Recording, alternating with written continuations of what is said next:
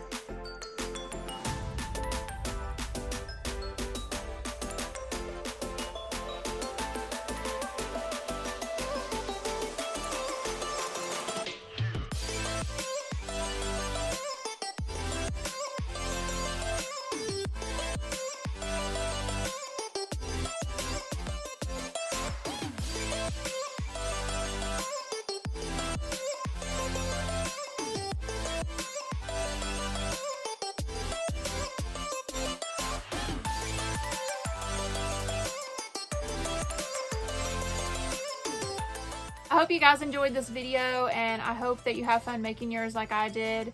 If you guys would like to see more DIY videos, I'm going to link those on the screen. Don't forget to like this video, comment, tell me what you thought about it, and subscribe to my channel if you haven't already. I'm waiting.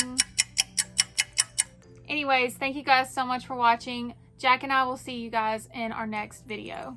Oh, he's sleepy. Say bye, Jack.